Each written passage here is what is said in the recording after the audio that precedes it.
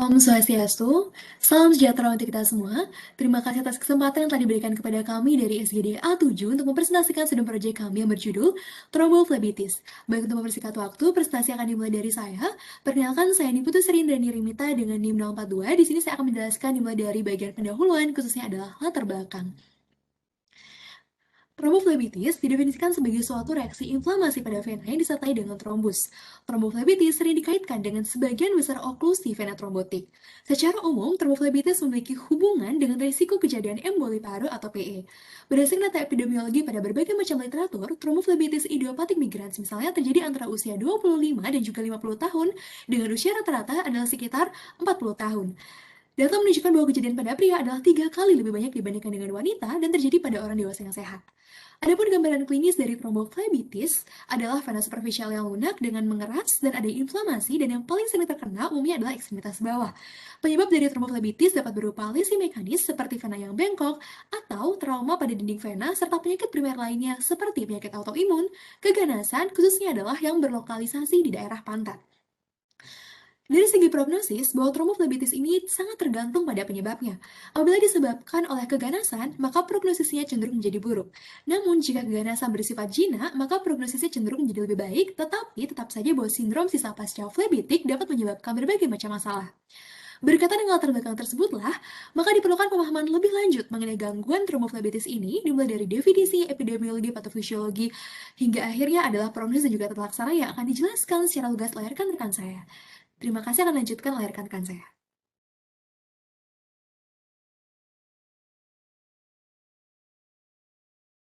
Perkenalkan, saya Putu Gitanjani Mahadi Wismadi dengan 3 digit NIM terakhir 024. Di sini saya akan melanjutkan untuk definisi. Jadi, tromboflebitis adalah suatu reaksi inflamasi pada vena yang ditandai dengan adanya trombus. Kemudian, tromboflebitis ini umumnya terjadi pada vena superficial, khususnya pada ekstremitas bawah, seperti great saphenous vein dan saphenous magna vein.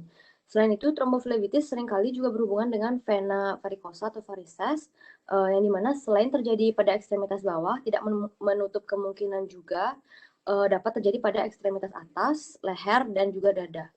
Baik, sekian. Mungkin bisa dilanjutkan oleh teman saya.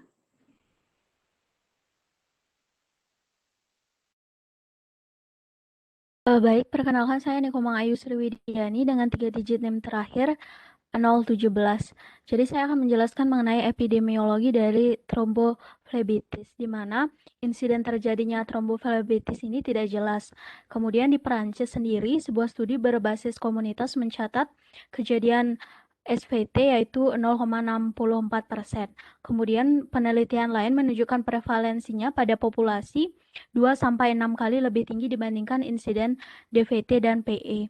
SVT umumnya dapat dijumpai pada pasien rawat jalan, biasanya wanita dengan usia rata-rata 60 tahun, dengan indeks massa tubuh melebihi 25 kg per meter persegi, dan pada penderita varises.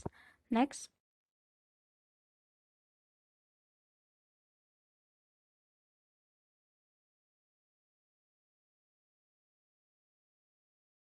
Tingkat mortalitas yaitu sekitar 5% pada pasien dengan DVT atau PE, kurang dari 1% pada pasien SVT. Sedangkan insiden tromboemboli vena selama kehamilan adalah 5-12 kasus per 10.000 kehamilan, di mana resikonya 3 kali lipat dari pasien yang tidak mengalami kehamilan.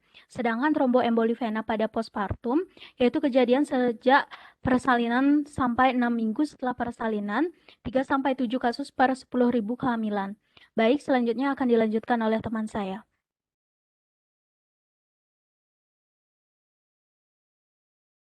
Baik, selanjutnya saya Gusti Agustri Gladys Ningrat dengan NIM 230. Di sini saya akan menjelaskan etiologi. Tromboflebitis ditandai dengan pembengkakan dan rasa sakit pada bagian yang mengalami peradangan. Selain itu, terdapat beberapa gejala lain seperti kulit di atas vena yang terserang mengeras dan berwarna lebih gelap, serta kulit sekitar vena teraba hangat dan semakin nyeri bila ditekan. Tromboflebitis disebabkan oleh terbentuknya gumpalan darah di dalam vena yang menimbulkan peradangan. Gumpalan darah ini dapat terjadi akibat beberapa hal seperti gangguan pembekuan darah yang diturunkan, misalnya defisiensi protein C. Yang kedua, ada cedera pada vena akibat pemasangan kateter, pembuluh darah atau alat pacu jantung. Yang terakhir dari seseorang yang tidak bergerak dalam waktu lama, misalnya duduk di mobil atau pesawat dalam perjalanan panjang, serta terlalu lama berbaring karena menderita sakit, misalnya stroke. Dilanjutkan oleh teman saya.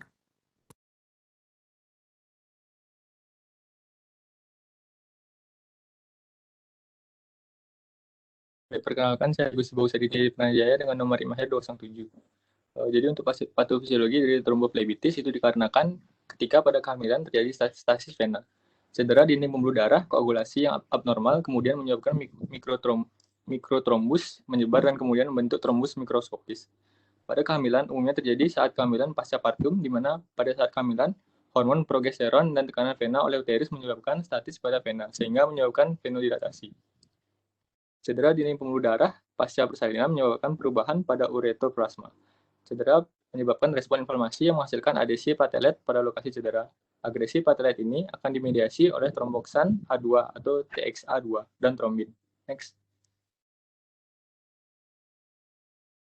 Pasca persalinan terjadi peningkatan kadar C reaktif protein, fibrinogen, platelet, dan antitrombin. Peningkatan perkoagulasi selama persalinan ini terjadi sebagai respon fisiologis tubuh untuk mencegah kecacatan dan kematian. Selanjutnya bisa dilanjutkan oleh teman saya.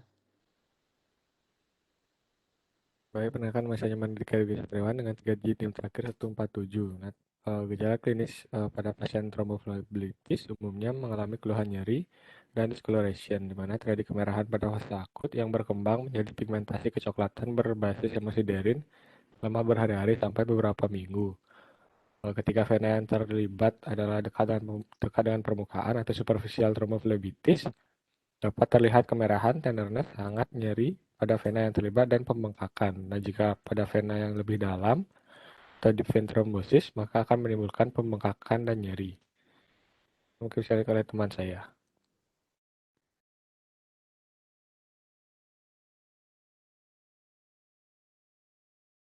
Baik, untuk selanjutnya saya akan menjelaskan tentang faktor risiko, yaitu yang pertama, perluasan infeksi endometrium, invasi atau perluasan mikroorganisme patogen yang mengikuti aliran darah di sepanjang vena dan cabang-cabangnya sehingga dapat menyebabkan perluasan mikroorganisme ke endometrium dan menyebabkan infeksi pada endometrium.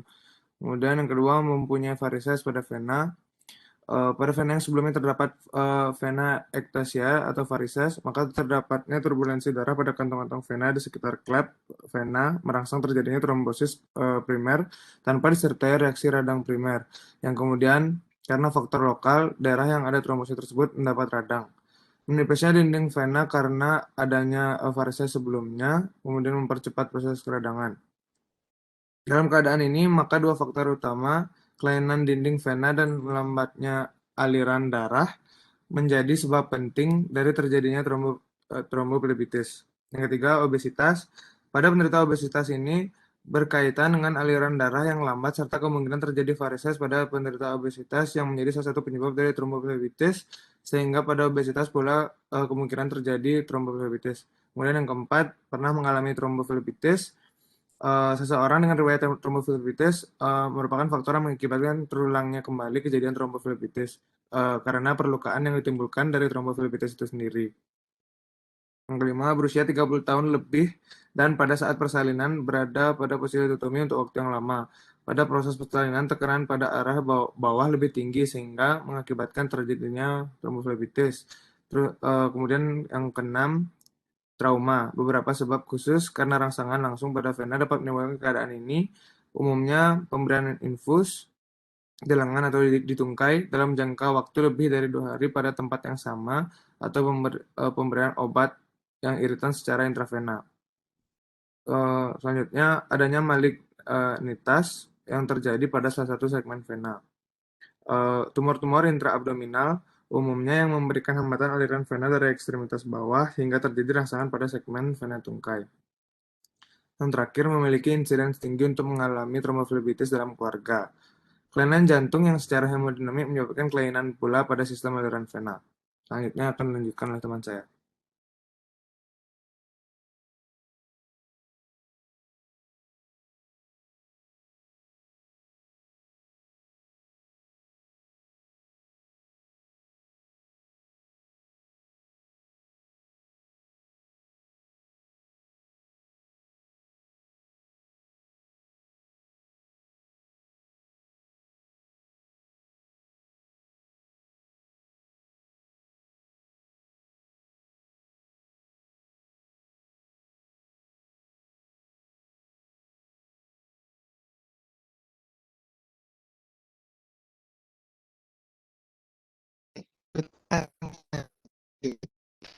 sebelumnya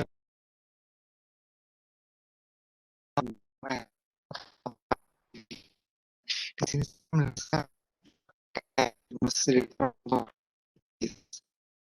ada untuk penegakan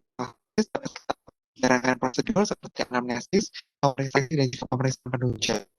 Untuk anamnesis terdapat kepada pasien apakah terdapat riwayat trauma pada pembuluh darah pada kasus pemeriksaan infus intravena maupun skleroterapi pada vena. Kemudian yang kedua adalah pemeriksaan fisik. Kita lihat apakah ada informasi menyebabkan pruritus rasa gatal disertai di glukosa. Kemudian kita lakukan pemeriksaan radiologi melalui ultrasonografi untuk menentukan grading obstruksi di vena. Dan yang kedua pemeriksaan hematologi dan pemeriksaan D-dimer yang merupakan faktor pembekuan darah. Berikutnya akan dilanjutkan oleh teman saya.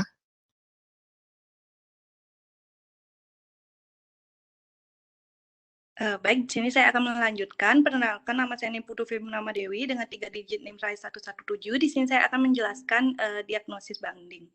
Yang pertama ada tromboflebitis superficial, di mana pasien dengan tromboflebitis superficial biasanya datang dengan area yang merah, hangat, meradang, dan nyeri tekan di atas jalur vena superficial. Lalu yang kedua ada deep vein thrombosis, di mana gejala dari DVT, yaitu 50% pasien mengalami nyeri, lalu terdapat kemerahan dan pembengkakan.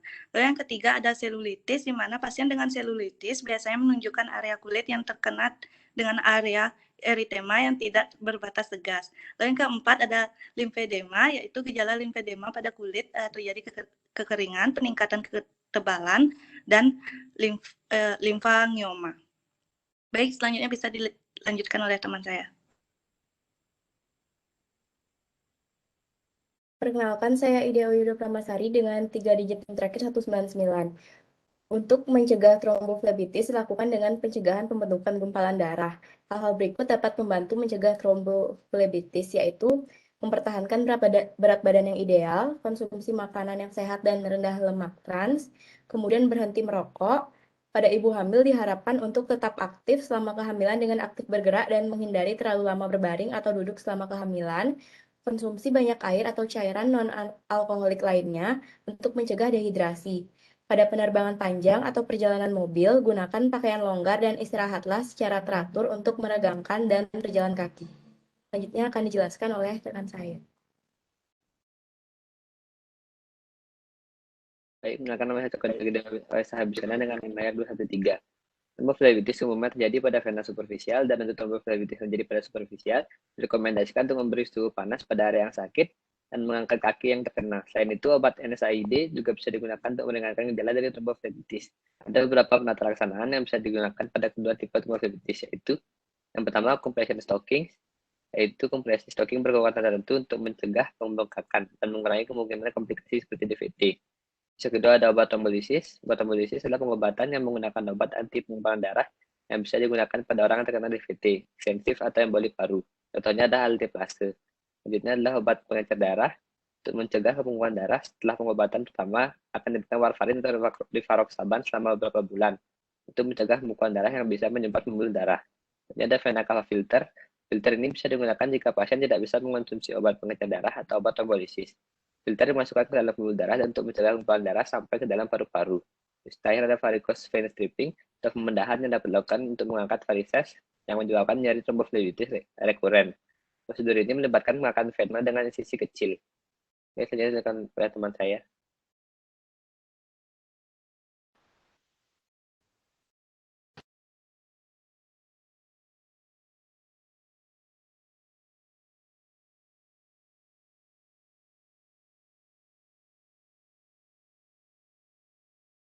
Baik, di sini saya akan menjelaskan tentang prognosis. Perkenalkan, saya Natasha Leonore Gunawan dengan 3 digit NIM terakhir 243. Di sini untuk prognosisnya, tromboflebitis mempunyai prognosis yang baik bila ditangani dengan cepat dan tepat. Next. Untuk komplikasinya ada emboli paru dan postphlebitic syndrome. Emboli paru adalah bagian dari gumpalan vena yang terlepas dan dapat berjalan ke paru-paru dan dapat menyebabkan sumbatan atau emboli pada arteri. Kondisi ini merupakan kondisi yang dapat mengancam nyawa, dan sedangkan postphlebitic syndrome adalah kondisi yang dapat terjadi setelah berbulan-bulan maupun bertahun-tahun setelah pasien mengalami DVT. Postphlebitic syndrome dapat menyebabkan rasa nyeri yang berkepanjangan, pembengkakan, dan rasa berat pada kaki yang terkena. Baik, bisa dilanjutkan. Baik, adapun kesimpulan dapat diambil dari student project kali ini yaitu tromboflebitis adalah suatu reaksi inflamasi pada vena yang tanda dengan adanya trombus, kemudian prevalensi SVT sebesar 0,64%, lalu insiden tromboemboli vena selama kehamilan adalah 5-12 kasus per 10.000 kehamilan. Dan insiden untuk tromboemboli vena postpartum 3-7 kasus per 10.000 kehamilan. Untuk etiologinya yaitu bisa diakibatkan oleh defisiensi protein C, cedera pada vena, tidak bergerak atau berbaring dalam waktu yang lama. Kemudian tromboflebitis pada kehamilan terjadi akibat stasis vena, cedera dinding pembuluh darah, koagulasi yang abnormal, kemudian menyebabkan terbentuknya trombus. Faktor risiko meningkatkan kejadian tromboflebitis yaitu perluasan infeksi endometrium, varises, obesitas, riwayat tromboflebitis, trauma, usia lebih dari 30 tahun, berada pada posisi litotomi dalam waktu yang lama, terdapat karsinoma pada vena dan faktor genetik. Next. Untuk mendiagnosis suatu tromboflebitis yaitu dengan anamnesis, pemeriksaan fisik, dan pemeriksaan penunjang. Adapun diagnosis banding dari tromboflebitis yaitu SVT, DVT, selulitis, dan limfedema. Untuk pencegahannya bisa dilakukan dengan cara menjaga berat badan, diet rendah lemak, berhenti merokok, aktif bergerak saat hamil, konsumsi banyak air, menggunakan pakaian longgar ketika perjalanan panjang, dan istirahat yang teratur. Kemudian untuk penata laksanaannya yaitu dengan cara compression stockings, obat trombolisis, obat pengencer darah, vena cava filter, dan varicose vein stripping. Prognosis dari tromboflebitis cenderung baik. Dan komplikasi yang dapat ditimbulkan jika tidak ditangani dengan baik yaitu emboli paru dan postphlebitis syndrome. Baik, bisa dilanjutkan. Baik, sekian presentasi dari kami dari SK27. Terima kasih atas perhatiannya dan salam sejahtera untuk kita semua. Om Santi Santi Santi Om.